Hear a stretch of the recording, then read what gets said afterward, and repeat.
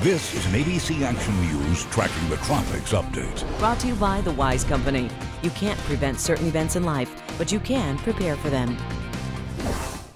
I'm meteorologist Shay Ryan with an update on Hurricane Michael. As it continues to move north in the Gulf of Mexico, it is strengthening and becoming much more organized. The latest update brings it up to 110-mile-per-hour winds. It is a Cat 2 storm and will likely become a Cat 3 at some point throughout the day today. As it continues to get closer and closer to the panhandle of Florida tomorrow, it is likely to be a strong Cat 3. And at this point, I'm even questioning whether it might just barely make it to a Cat 4 storm before making landfall. Again, it's going to be sometime around late morning to early afternoon that it moves inland across the panhandle of Florida, close to Panama City. Now, as we look at the storm, all of the rain is wrapped pretty tightly along with the winds close to the center of the storm. It's going to be about 150 to 200 miles off the coast of Tampa as it moves north in the Gulf. It is going to bring us a few bands of rain into the early part of tomorrow, and then throughout the day we'll have hit or miss showers and storms, but we're not concerned about the rain leading to flooding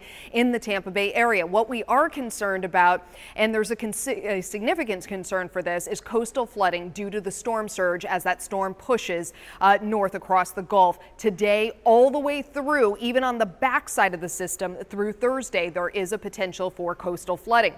Now, we are going to get some rain and some extra cloud cover, which actually is a good thing. It's going to bring our temps down a little bit and we can use the extra rain. The gusty winds are going to be highest close to the coastline, and we're looking at about 30-mile-per-hour gusts today. 40-mile-per-hour gusts are possible tomorrow. As far as rainfall amounts go, widespread, we shouldn't be getting anything more than about an inch. There could be some isolated areas on the coastline that get some heavier downpours and may get a higher total, but that would be a very localized amount. And again, we're not concerned about flooding due to these rainfall amounts. This is where the hurricane force winds are most likely to occur, and you can see how far offshore that is from Tampa. Again, those very strong winds are going to be making their way onshore near Panama City about midday tomorrow. It's the storm surge and at high tide, especially in Citrus County, that we are most concerned with for the possibility of flooding.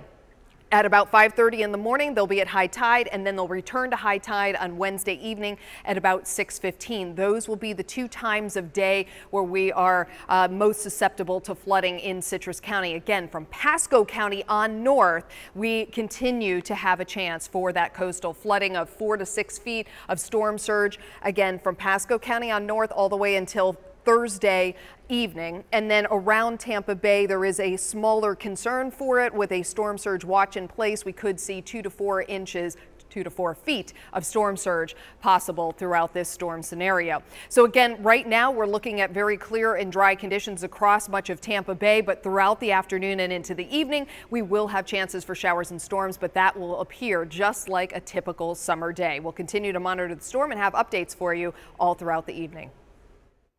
In 2017, the USA experienced record-breaking storms. 2018 is predicted to be just as severe. If you feel at risk, you are not alone. Protect your family for up to 25 years. Call Wise Food Storage and stock up on their easy-to-prepare foods that have a shelf life of up to 25 years. In a crisis, don't worry about what your family will eat. Call or go online to request a sample. 1-800-880-3930. Prepare now.